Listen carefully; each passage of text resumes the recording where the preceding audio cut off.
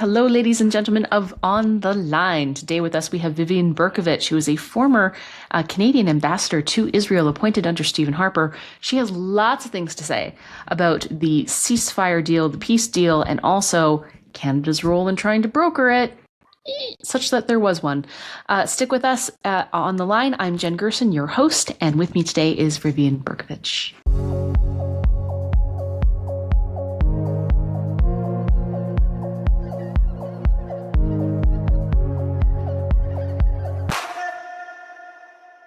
This episode of On the Line is brought to you by Forestry For The Future. Canada's housing crisis demands bold, scalable solutions. Build Canada Homes is an opportunity to leverage Canadian wood in modern construction. Wood-based methods like mass timber and modular construction can significantly reduce build times, waste, and carbon emissions while supporting local economies. Expanding building codes, streamlining approvals, and prioritizing domestic wood in federal projects could double demand and foster job creation in rural and northern communities. Despite trade challenges and market volatility, a partnership between industry and government is vital to stabilize the sector, enhance competitiveness, and deliver innovative, sustainably sourced Canadian wood products for homes across Canada and abroad.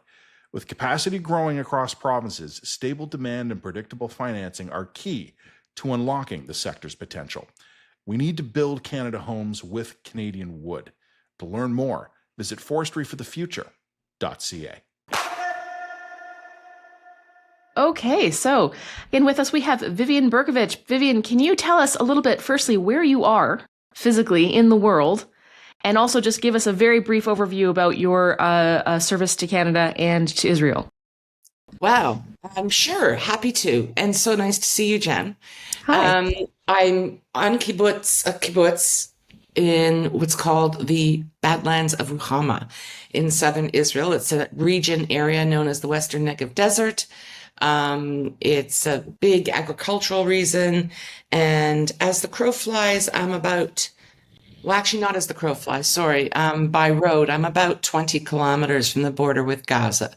Okay. So in Israel terms, that's far because it's a teeny tiny country, but anywhere else in the world, that's uncomfortably close.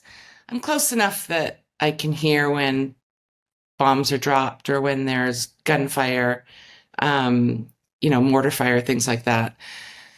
It's an absolutely beautiful part of the country and it's peaceful and quiet and rural. And I've been living here for just over a year now. Okay. I moved from central Tel Aviv, where I had been for 8 years before that, which is central Tel Aviv. It's bustling, it's busy. I believe you've been there. It's like every big city. It's a beautiful city. And one thing that I really love about Middle Eastern cities, and particularly Tel Aviv, is the way it comes alive at night. Yeah. That's really cool. Nothing happens before 11 or 12 in the morning. Yeah. So, very joie de vivre. So I had been there for quite some time, and I've been in Israel overall since January 2014. And very brief. I was a lawyer in Toronto for 25 years before that. I was appointed by Stephen Harper as of January 2014 to serve as Canada's ambassador to Israel. And I did that until the end of June 2016, so for 2.5 years. As a political appointee, it was understood that, when there was a change of government, that my service likely would not continue. But what was very unusual and remains so to this day is the manner in which the Trudeau government chose to handle my particular appointment.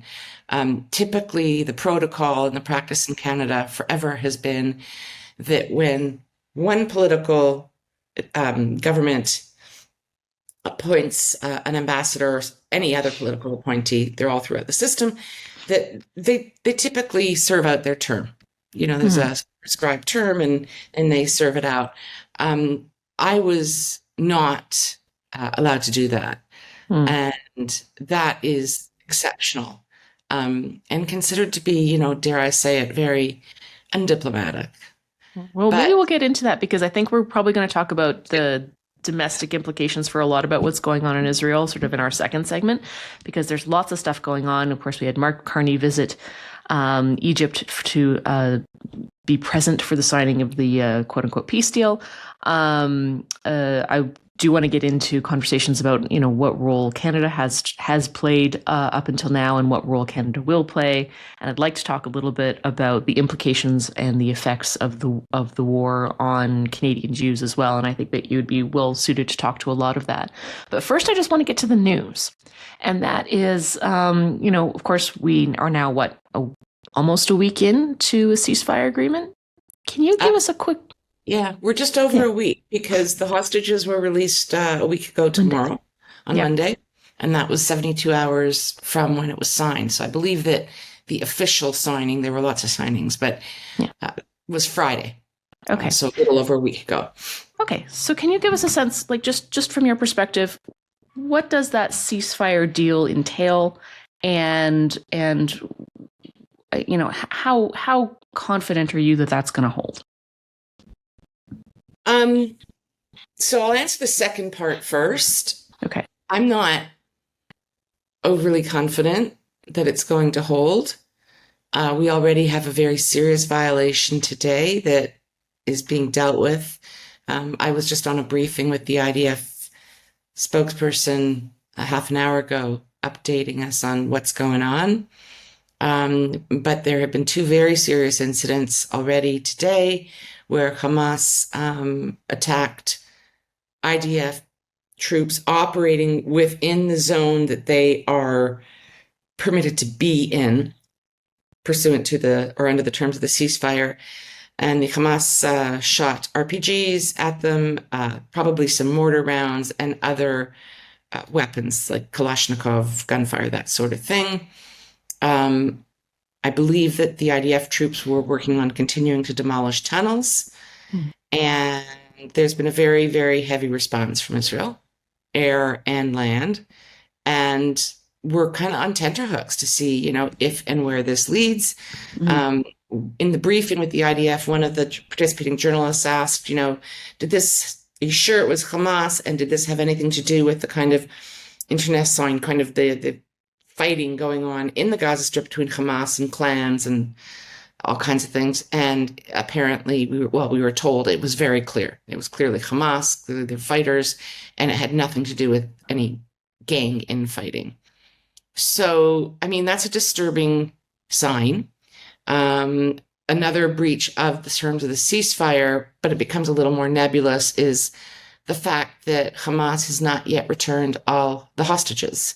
So you may recall there were 20 living hostages at the time of signing and 28 bodies. And the Israeli government has been very adamant that it is treating the bodies with the same significance that it treats the living. It's really important for the families to have closure and to receive the remains. And from the very beginning, even before it was signed, Hamas was saying, well, we're not sure we know where they all are, and going to be hard to locate because some of them may be buried under rubble. There are some people who say that's complete BS. They just don't believe it. I'm inclined to be closer to that camp. And there are others who say, well, there's been a lot of destruction, and so maybe they're being truthful. But that would kind of be out of character. And what is in character for Hamas is to be manipulative, play games, which, again, they've already done with the return. One of the bodies that they provided to Israel in a coffin in recent days turned out to have been a Palestinian man who ended up helping the IDF to locate the remains of hostages in tunnels in Gaza during the war. And Hamas had what Hamas would call a collaborator, basically sent, right, saying, here's one of yours, right? Right. So, that's the way they roll. That's what they do. Every time, I think at the first day of the return, when they were supposed to return all the hostages dead and alive on Monday, almost a week ago, it was incredible that all 20 living were returned, but there were 4 bodies, I believe, maybe 5. I can't remember exactly. And there was a lot of pressure applied to Hamas. And don't you know that then within 24 hours, oh, here are another 4. And like, this has been going on all week. Oh, we found another 2. Oh, we found. So, I mean, these bodies, these hostages were and are the main asset that Hamas had, Right. With which to manipulate and leverage Israel. So many people, myself included, never believed they would give it all away. So I think there's also one thing that is coming out in the news now that is worth noting as well is at a moment when Hamas's own leadership or legitimacy to lead is being threatened. One of the things that we're seeing is they are turning against other clans within the Gaza Strip that might present a threat to their leadership. So other sorts of well-known families, other political leaders, other kinds of alternative power structures that may have some social legitimacy, they're engaging in assassinating them, essentially. Is that generally your understanding as well? Yeah, engaging in assassinating. I like that, though. It's Engaging, like I'm trying to be, and they're murdering them. They're going bam, bam. Yeah, shoot. There's kind of like, do I go Diplo speak or do I just sort of say it straight up? Just be like, yeah, say it straight. It's fine. That's good. Yeah. Yeah, I mean, look, I can't sit here and name off the names of the big clans, but we read about it constantly. We hear about it constantly. And that's exactly what's going on. And I mean, this is the Middle East. It's very tribal everywhere, not just in the Gaza Strip. But yeah, the clans have been fighting with Hamas for some time now. And a huge concern in these parts is that, we're going to end up with a kind of version or variation of Somalia in the Gaza Strip. So, I mean, might be helpful for your listeners and viewers if we go back and fill in some of the blanks before we get too far along, because you asked at the beginning, what are the basics of this ceasefire? What are the basic terms? And so the first stage, as they're calling it, involved the return of all hostages. And there was absolutely no ground given on the living. Hamas tried at the beginning, well, I don't know, maybe we can't get them all out. And, and it was like, no, they're all coming out together. And then when they made the comment about the deceased, there was no firm deadline given. The expectation was, based on discussions at the table with mediators, that they'd come up with 20-ish bodies. And then they may need a little time for 4 to 8. The exact opposite happened. And one of the criticisms from the outset with respect to the ceasefire agreement is that it did not set out any really strict and clear protocols or timelines for how that stage was to be completed. And the reason was, quite justifiably in my view, there was tremendous fear that the hostages were going to die. They were thought to be in dreadful shape. Some had improved since those last horrific videos, but they were in very bad shape. So the Trump administration was very motivated to get them out. And then once the hostages were released, then we would go on to the second stage. And the second stage of the agreement really focuses on disarming Hamas. So President Trump has made a point of talking about, Hamas surrendering their weapons. Hamas has consistently said, not a chance. We're just not doing it. And so the rhetoric is kind of amping up.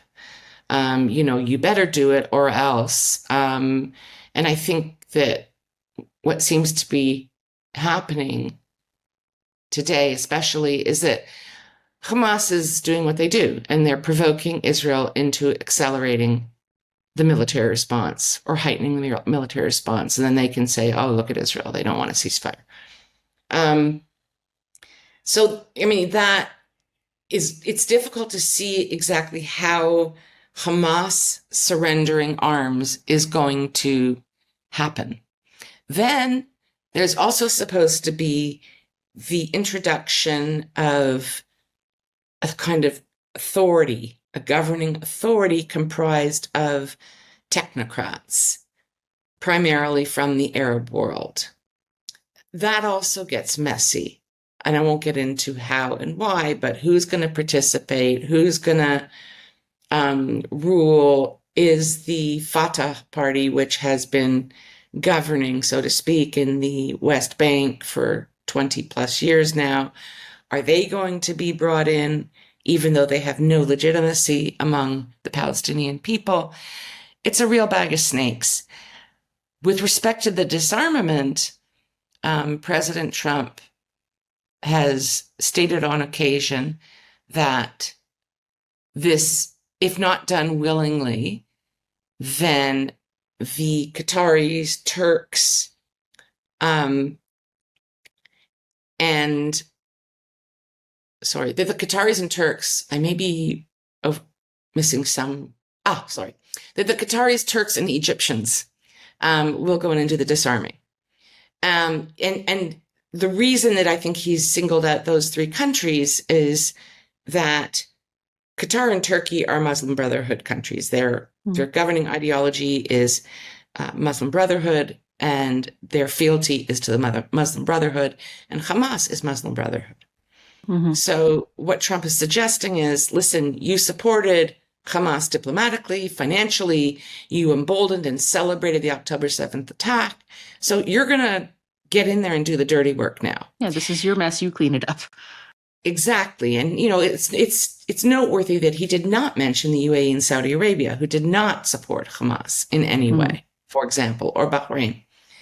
Also in the kind of period leading up to the signing and after, there was significant discussion about the rehabilitation of the Gaza Strip. I mean, it is a pile of rubble for the most part, and it needs to be rebuilt.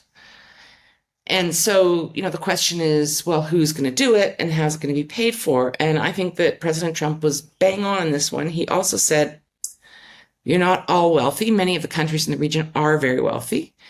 Some aren't. But Egypt, Qatar, and Turkey, you're footing the bill. You're paying. And again, the very strong subtext, of course, is, typically this region turns to America and Western Europe, and we always pony up. And he's saying, no, we're not paying. This isn't right. Again, it's your mess. You're going to pay. And if you pay to rebuild, you're going to have a level of kind of skin in the game that you didn't before. Mm-hmm. So he's saying, no, we're not turning to the United Nations and going, with cap in hand to all the Western countries. Not this time. There's a lot of talk about President Trump trying to reorder the international order.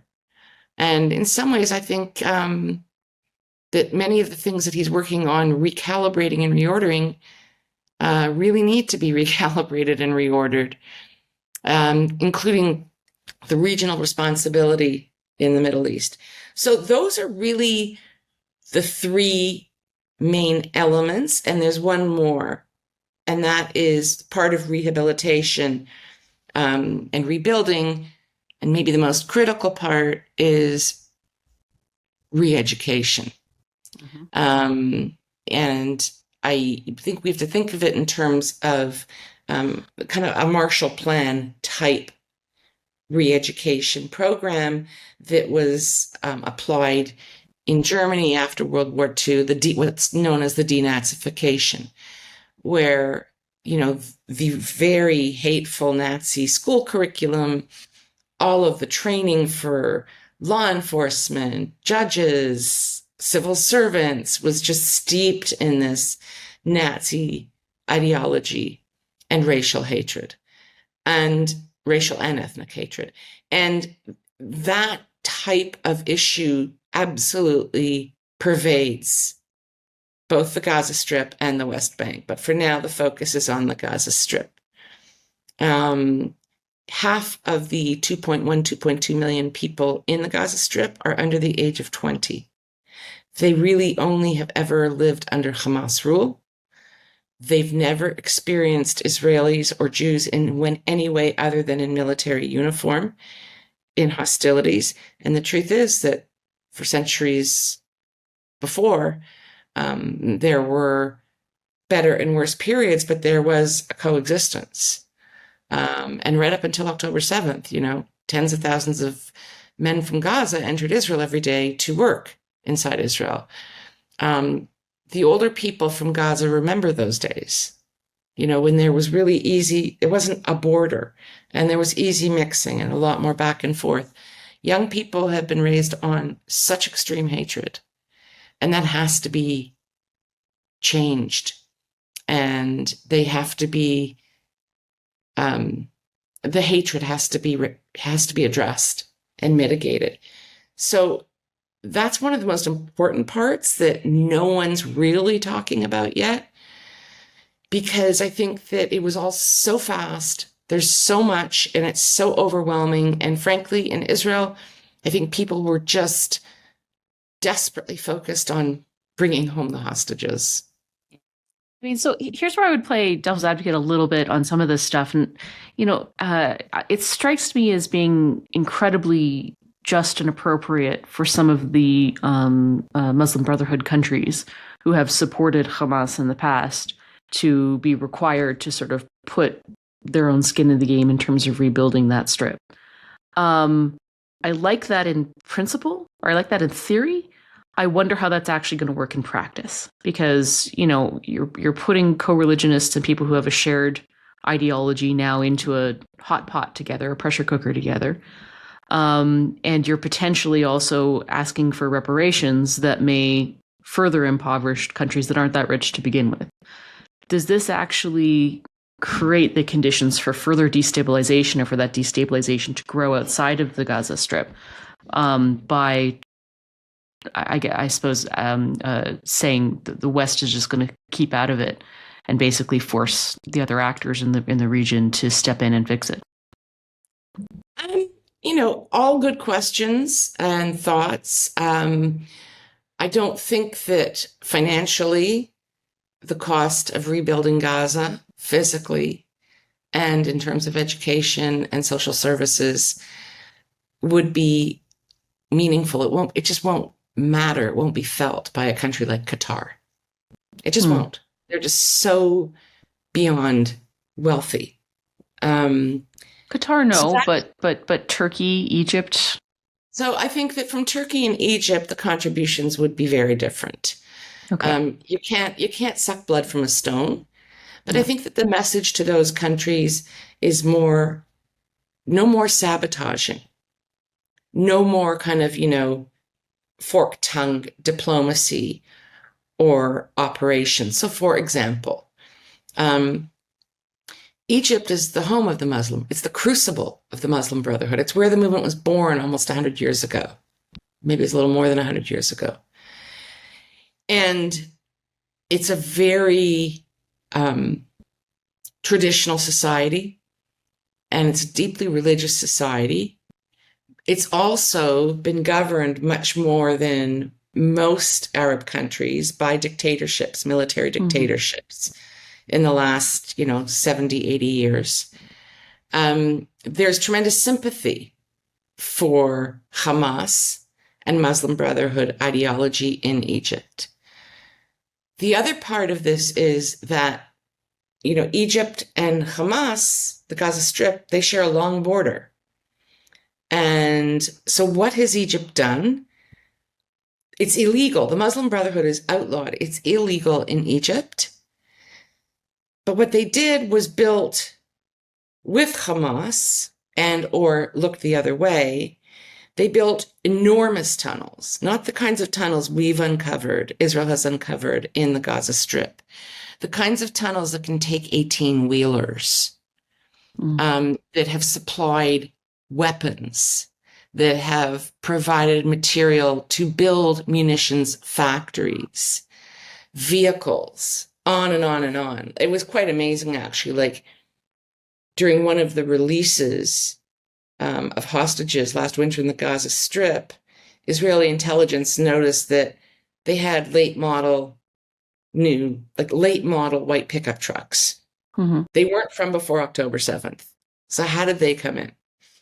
And they very likely came in through those tunnels from Egypt. But it's not the Egyptian government that's supporting that. Who's, or do we know? Well, I mean, the speculation is the Egyptian government absolutely knows about it. Sure. Absolutely. And Well, they'd have to if the tunnels were that substantive. and they've been there for a long time. And they look the other way for a number of reasons. One is, it seems that there's a kind of unspoken agreement. Okay, we'll let you have the tunnels, Hamas. Just keep your people in Egypt quiet. We don't want an outbreak of fundamentalism, of Muslim Brotherhood-led kind of, opposition in Egypt. The other thing that it does is, Egypt has, their military officers are poorly paid, very poorly paid. And they're deployed on that border, which is just not a great place to be living. There's nothing there. It's sandy, it's hot, and they're far from their families. And they make a nice cut from the smuggling. And that's also in Egypt's interest. So, there's so many kind of big picture and much smaller things going on. But I wanted to just drill into Egypt a bit to give an example of where they've played and pushed the edges and how they might be a little more constrained in their conduct going forward. What forces them to I mean, we know some of these countries have said one thing in public and done another thing in private. A lot of countries in the Middle East do that. That's a kind of cultural norm. But what is the force that's actually going to force some of these countries to pony up, fix the problem? If the UN's out, and for many reasons I think the UN is out, the US is unwilling to continue to get more involved than it currently is because it's moving more into a protectionist space. How is anybody going to force Egypt or Turkey to put forward troops, put forward money, close the borders, actually fix some of these problems? And these are all the questions that everyone's asking. So first of all, so I'm on the right page. This is it's a real bag of snakes, as I said. I mean, no one can be forced, right? Then there's the issue that people in Israel are talking about constantly. Do we even want Qatari, Egyptian, Turkish forces on the ground in Gaza? I mean... Yeah, that was another part of the question I was going to ask. So those are all the questions that everybody's asking. One of the things that's floated frequently is, but they're going to be overseen by who? By Americans, by Israelis. It's a bit undefined, to say the least, and unclear. That's where Sir Tony Blair, the former Prime Minister of the UK for many years, is supposed to come in. He's put his hand up, spoken to Trump, said, I'd really like to lead this initiative. Trump has said, I'm going to put together a board of peace. I'm going to chair the board of peace, which is more than just kind of, titular or performative. I care deeply, and if it's going to work, I have to stay involved. But Sir Tony will do the heavy lifting, the day-to-day work. But, I mean, we've seen how Trump works. He swoops in, right? I mean, just to get all of those countries in a period of less than 2 weeks, because that's how quickly it happened, to get all of those countries to sign on and agree to this ceasefire in principle was just extraordinary. And how did he do it? He went to Qatar and he said, you guys, you've been supporting Hamas. You've been a huge part of the problem, but I like you, Trump. And what they seem to have worked out as a quid pro quo is fine. Qatar, you're going to step up and play nicely in the international arena. In return, you're going to get a humiliating apology from Israel for the Doha attack on September 9th, when they launched an air attack on a house in Doha where senior Hamas figures were meeting, apparently to discuss a hostage release. The Hamas leadership was not hit, but security officials were. So Trump says, okay, I'll get Bibi to apologize to you. And I will enhance security guarantees that America provides to you. Okay, America, the largest military base in the Middle East, U.S. military base in the Middle East, is in Qatar. And it's there for a number of reasons. One is it obviously gives America a really strategic point for operations throughout the Middle East, but it also is used by Qatar to protect Qatar.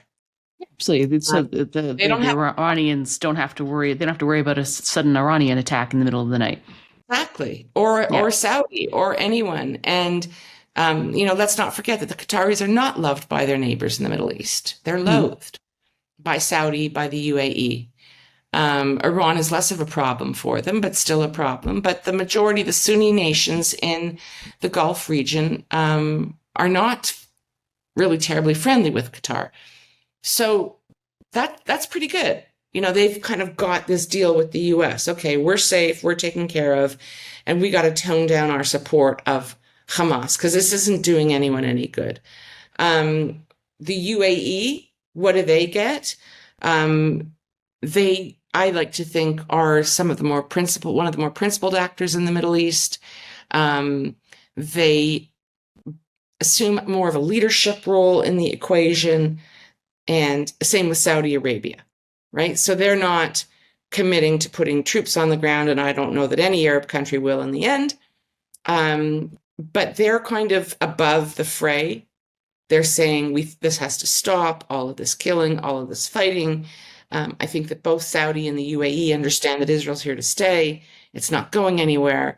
Well, the Saudi and the UAE have no particular affinity for the Muslim Brotherhood for obvious reasons as well. Right. Exactly. And again, Muslim Brotherhood is illegal in both those countries. Yeah. And the UAE and Saudi have really extensive commercial and security ties with Israel. Mm-hmm. I mean, UAE more openly, Saudi less so. So you can go through each country and kind of say, well, what do they get? But what Trump did was he went to Turkey. He went to Erdogan, and he said, look, I stepped up for you. And I'm not totally sure what he meant by that, but I think what he meant was when Erdogan kind of went to town, attacking and bombing the Kurds in Syria after the Syrian government fell, Trump just didn't comment.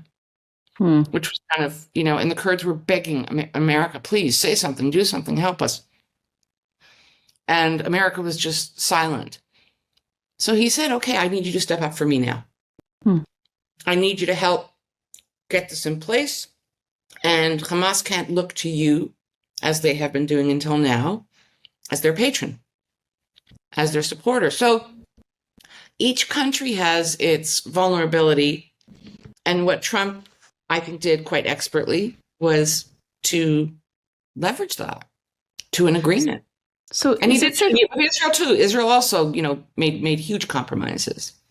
So, I mean, it's interesting. If we ask ourselves what broke the impasse of the last several years of fighting now, and it has been years, I mean, your argument would be that Trump actually handled this like a champ. Would another argument be that a lot of the Arab states just kind of got sick of it? I think all of the above. All of the above? I think it can all be true at the same time. I think that there was horror in much of the Arab world over October 7th. Yeah. And some countries even said so publicly. I think Trump and his people were just, they performed exceptionally.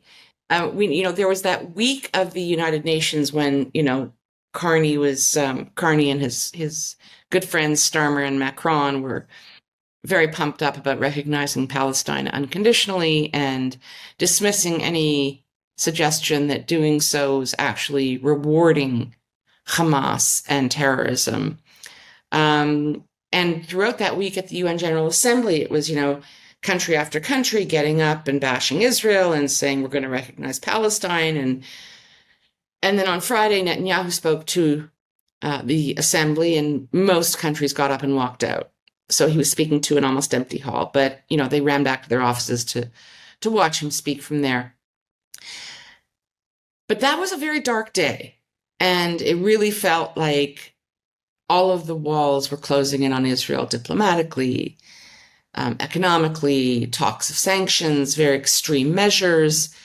And it felt that way because it was that way. And based on what I've heard and read and know from reliable sources, is that that was the day that the Trump team said, we got to turn this around. But they were led by Trump. He said, this is awful. Israel's gone too far. The whole thing's gone too far. And we have to turn this around. And it was really in the following 10 days that they just worked like through the day and night, every day and night. Everybody was in America. They all went to, the key players were all in Washington. And Trump met directly with all of them. And he negotiated the broad parameters of the deal. I mean, he relies very heavily, of course, on Steve Witkoff and Jared Kushner and others who support them.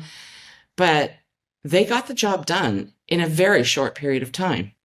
So I think the question now just, was this actually a meaningful deal that can hold the peace, or is this a half-baked deal that falls apart on first contact? Is, I think, the fundamental question. Nobody knows that one. No one knows that one. There's a lot of goodwill. And it's a very different approach from any previous attempt. Mm-hmm. Because what Trump has done is appealed to the self-interest of each country and helped them to understand why this is in their interest.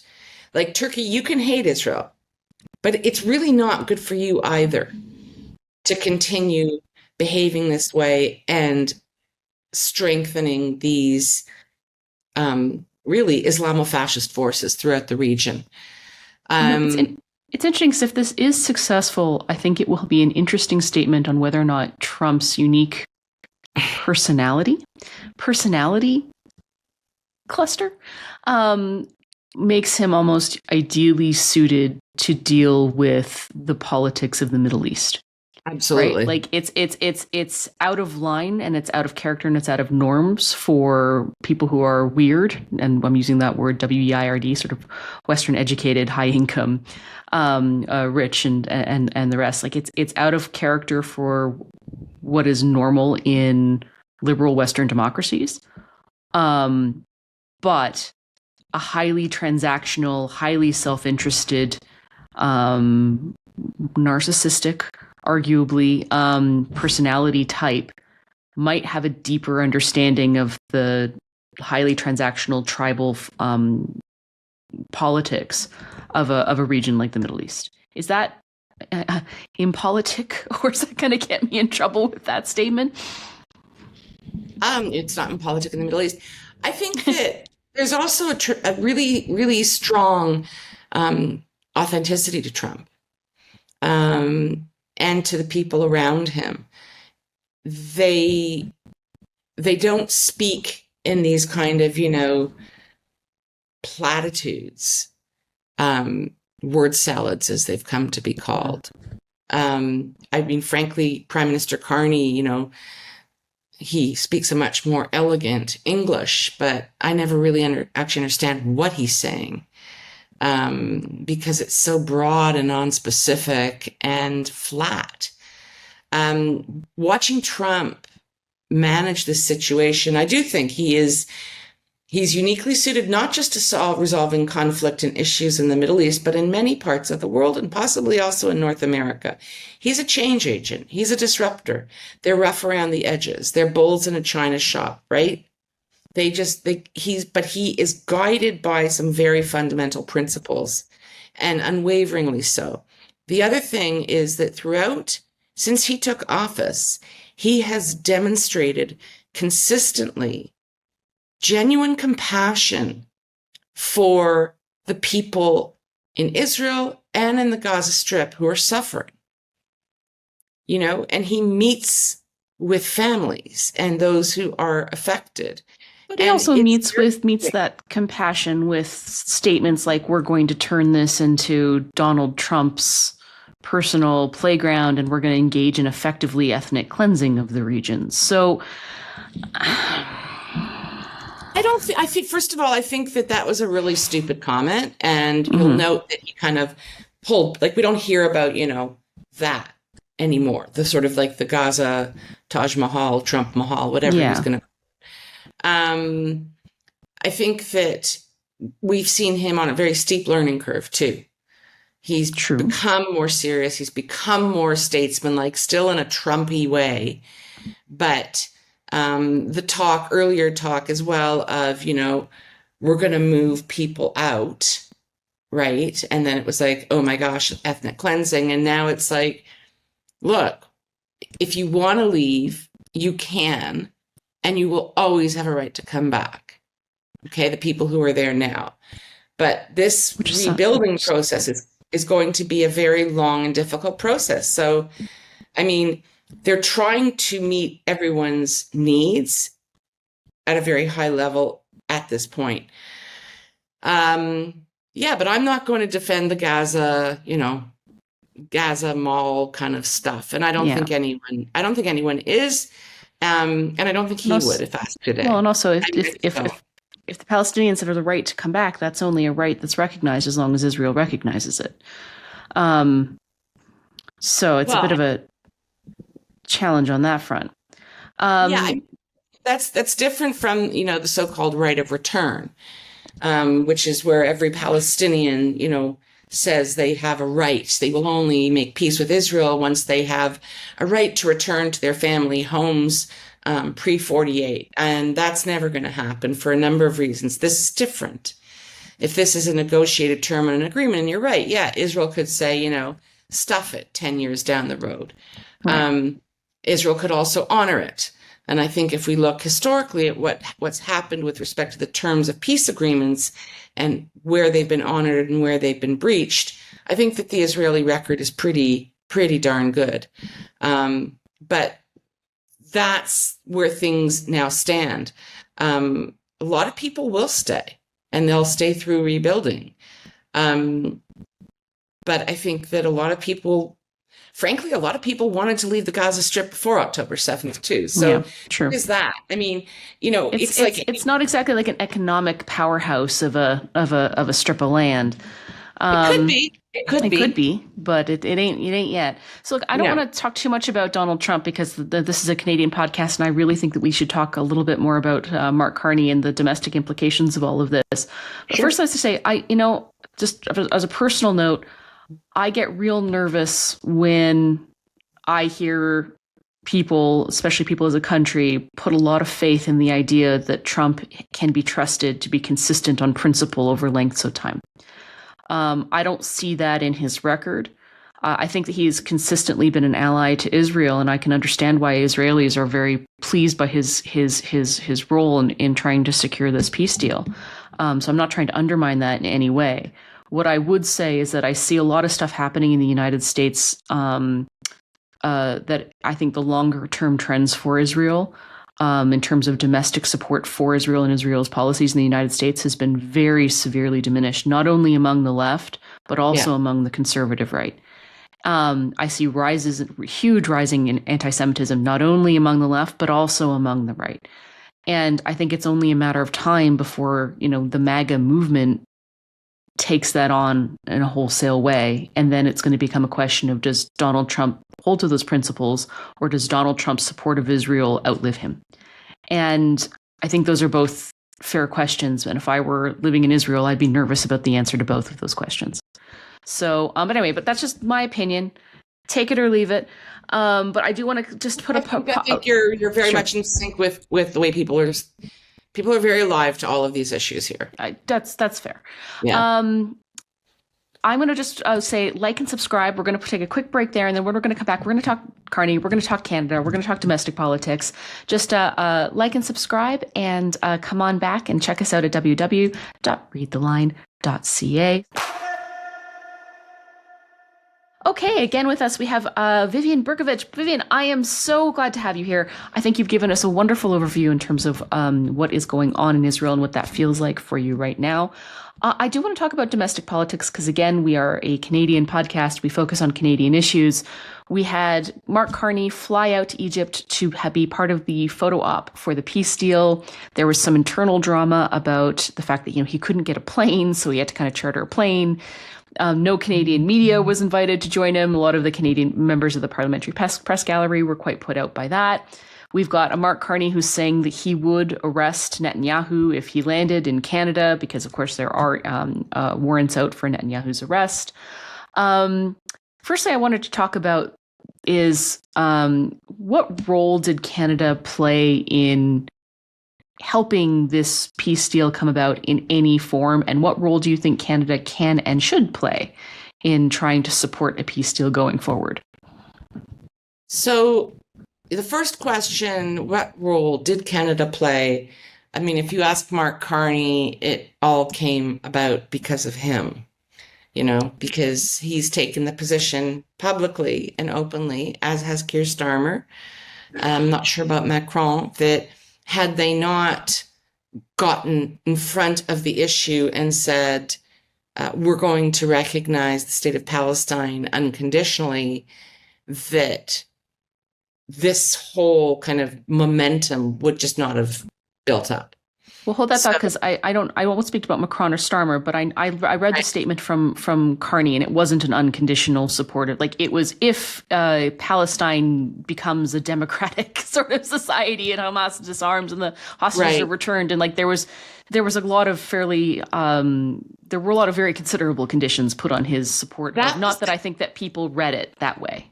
That was the end of July, and I'm really unclear because there's been so much going on. Sure. The September statement that he issued, and I'm pretty sure that he said Canada will recognize the state of Palestine. And it was worded differently from the end of July. I mean, I think that would be helpful to we can do a comparison to that one, but my understanding is that this wasn't an unconditional support of the Palestinian state. Right. It was a very much a if Palestine ceases to operate under the aegis that it's operated under for the last 70 odd years, then we would recognize a Palestinian state. So it was a pretty equivocal statement in some ways. Okay, so even if that's correct, I'm quite certain that the September statement was a little less equivocal, but it doesn't matter. He first put out a statement at the end of July, and I was shocked because what we know is that he had a conversation with Mahmoud Abbas, who is the president of the Palestinian Authority. He's been in that position for 21 years. He was elected for a 4-year term. Mm-hmm. He's 89 years old. He is a multi-billionaire. He's ruled as a kleptocrat, as have many of those loyal to him and his children. Billionaire, multi-billionaire. Mm-hmm. He runs a very autocratic territory. He rules as an autocrat. All of the liberal democratic concepts that we value just don't exist in the West Bank.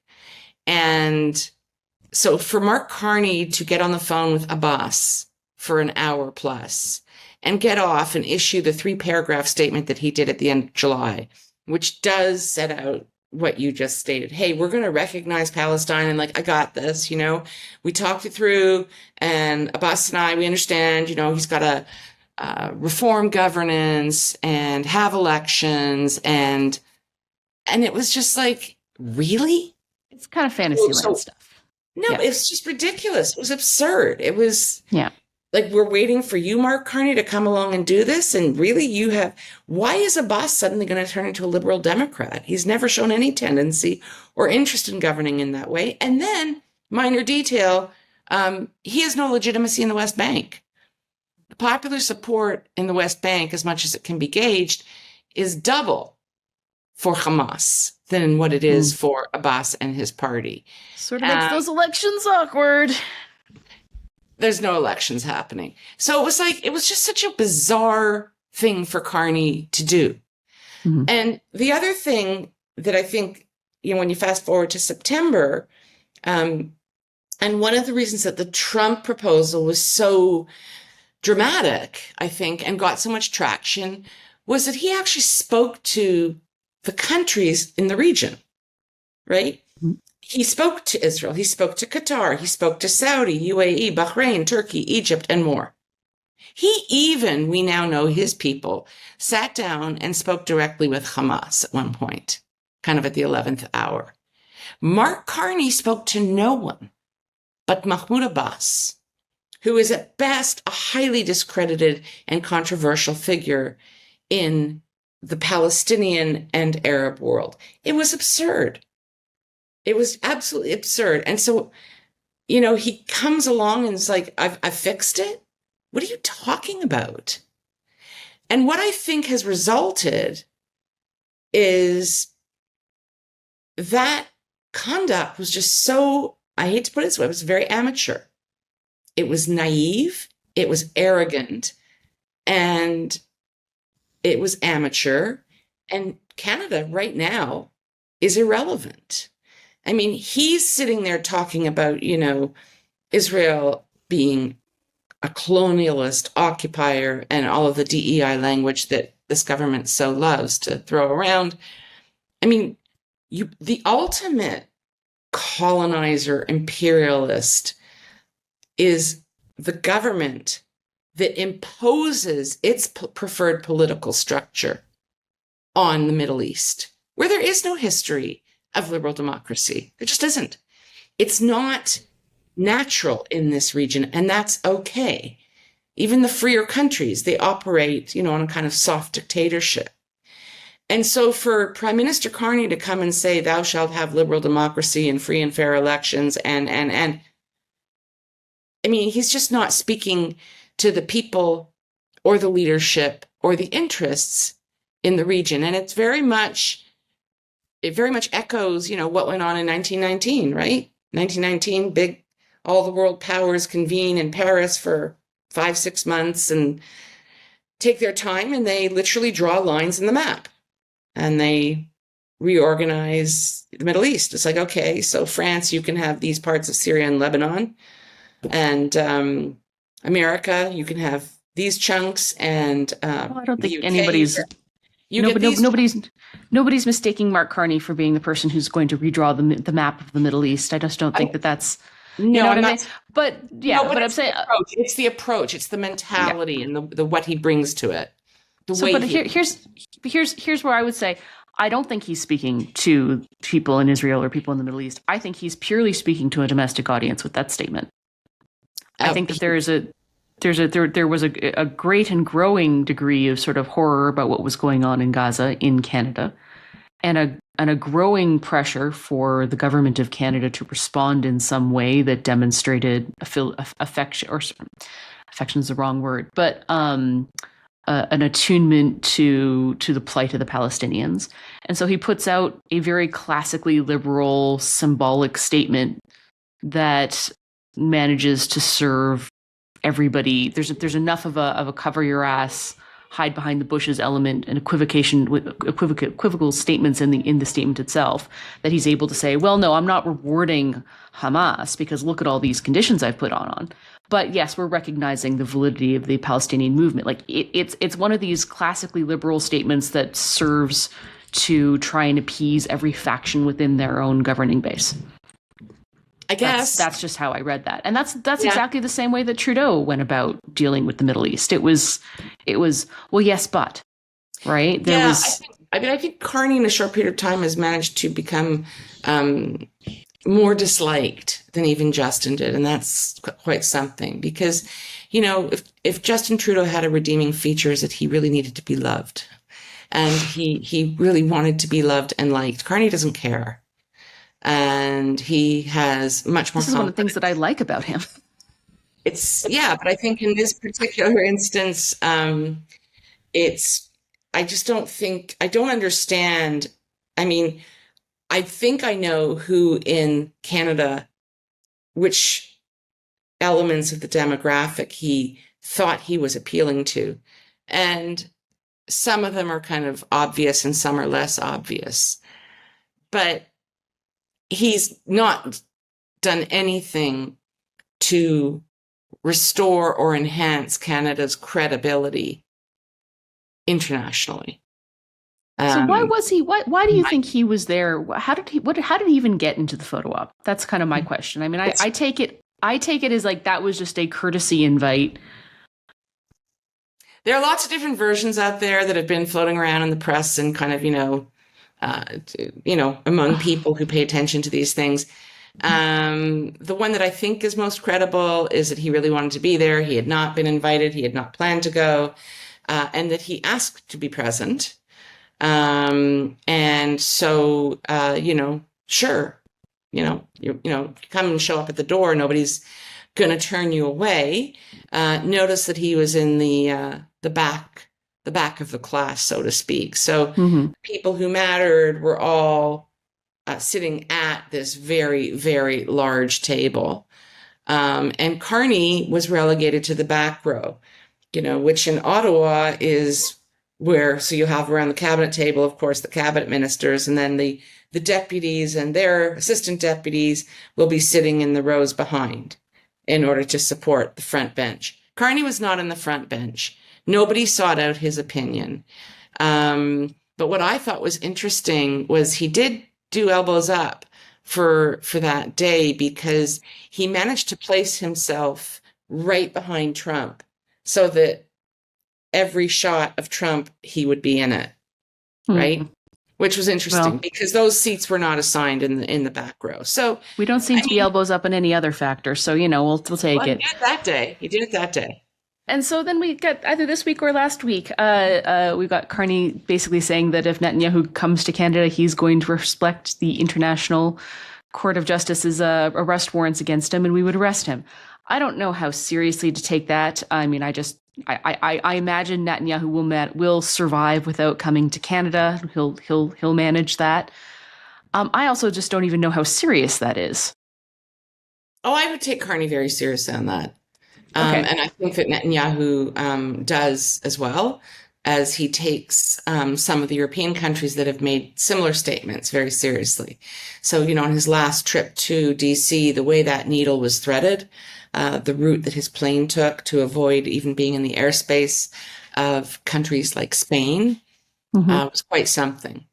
So nobody is thinking that Carney is bluffing or that's hot air. I think what's interesting about that are a few things. One is why he felt the need to state that so unequivocally, boldly, why he felt the need to state that with Bloomberg News. Of course, a company that he had a previous association with, a U.S. company, U.S. media, kind of like just whatever, doesn't sit right with me as a Canadian. But what's really interesting is that there has been no direct communication since Mark Carney was elected, and query how, if and how much there ever was before. There has been no direct communication between Carney and Netanyahu. There has been, or there was no direct communication by Prime Minister Carney with anyone in senior leadership in Israel before he made that July announcement that he in Canada was going to recognize the state of Palestine. And that is extraordinary. Starmer, Macron, it's just a really basic professional courtesy that when you are doing something that dramatic, particularly with a country that has been a historic ally, that you pick up the phone and you inform them. And Starmer and Macron did that. Carney did not. And I think we all have to ask ourselves what, if any, communication there is between Canadian and Israeli officials, both between sort of Ottawa and Jerusalem, but also at really important institutions like the United Nations. I know that when I was in office, the cooperation and communication was very regular. Doesn't mean that we supported everything or that we agreed with everything. It means that we communicated professionally. I think the question should be asked of this government, how they are operating in a place like the UN vis-a-vis the Israeli delegation. how they are operating anywhere in the world. What, if any, communication is there between the government of Canada and Israel? And how on earth do you expect to have influence? Forget in Israel, but this is the kind of flashpoint for global geopolitics. Always has been, always will be. And if you're not in the mix here, you're probably not in the mix. And when Mark Carney made a point, after everything that's gone on in the last few weeks, he made a point of coming out and saying, in the wildly unlikely event that Prime Minister Netanyahu choose to fly to Canada, we're going to uphold those ICC arrest warrants, and we're going to cuff him and bring him in. And that he does in the midst of this kind of testy economic negotiation with Trump and his administration. I mean, just doesn't seem to be very smart to me. It's also a weird way to be elbows up. Let's just put it that way. Last question before I let you go. You've been very generous with your time. I really appreciate it, Vivian. What's the mood in Israel right now? Is the mood sort of optimistic? Is it relief? Is it pessimistic? Like, is there a vibe? Yeah, all of the above again. It's everything. I mean, it's on it. You know what? I went on Monday. That was the day of the hostage release. And so most people went to Tel Aviv or, you know, in the towns where they live, there were gatherings to watch it on TV and to kind of be as present as you could be.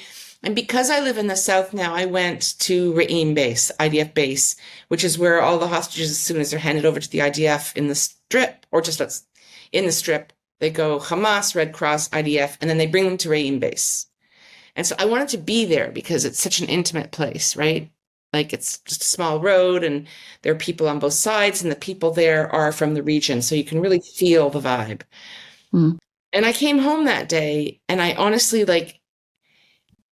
I felt everything you just said. I mean, I think I felt everything and I was so overwhelming. It was really hard to really connect with the enormity of what had just happened and what you just saw. And, you know, speaking with neighbors and watching TV and talk shows and all, I think that the way I felt, just kind of unmoored, is the way everybody felt. So yes, there's unbridled joy that 20 people came home alive and seemed to be in better condition physically, at least, than we had anticipated. Mentally is a whole other thing. There's boundless grief. There's grief over the bodies not returned. There's huge anger among Israelis with respect to how this war has been handled. So as dismayed, disturbed, angry as Canadians may be with respect to what they have seen, so are most Israelis. Can you tell me a little bit more about that? Like where are Israelis at in terms of how long this has gone on and the way it's been conducted? Oh, they're horrified. I mean, Israel, first of all, isn't built for long wars. Okay. So there clearly was justification for some kind of response. It was expected, and we were led to believe for a million reasons I won't get into, that it was going to be a 2 to 3 month operation. It turned out to be 2 years. There's tremendous dissatisfaction among Israelis with respect to the way in which the Netanyahu government has handled things. There is a strong belief that decisions were made to ensure the political survival of his government, as opposed to, you know, getting hostages out or really getting to the Hamas nerve center as quickly as possible and getting out. The polls now in Israel for almost a year, the majority and vast majority of Israelis have wanted the war to end. What they've been saying consistently is, we want the hostages out, we want the war to end. And then, you know, the challenge comes back, by those who feel differently. End the war and Hamas is still standing. To me and many people here, it was very obvious long ago that Hamas is going to be standing.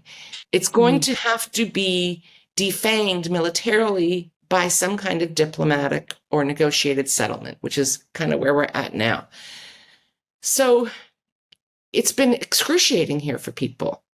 Many reservists were serving hundreds of days. These are people, these are grown men with families and jobs, and their lives have been destroyed. So, and we see the suffering that's being inflicted in the Gaza Strip, and we struggle to understand what is being accomplished. Even the IDF's chief of staff has been saying for months, and the previous one was also saying, there is no military reason to continue this war.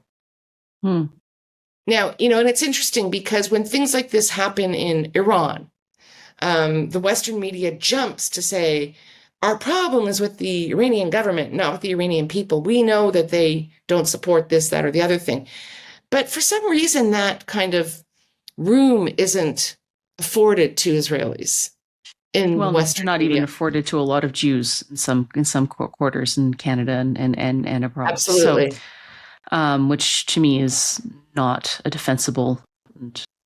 Now I'm falling into diplomatic speak. That's a horrific bit of nonsense. So there we go. Vivian, I just wanted to thank you so much for your time. As always, you've been very generous with me, and I think the listeners of On the Line will very much appreciate some of your insights, particularly as they pertain to what's happening in Israel, and also some insights into Canada and our usefulness or lack thereof in terms of finding a more peaceful route outwards. We will be in touch, and I'm sure we will follow up in a couple of months just to see how things are going.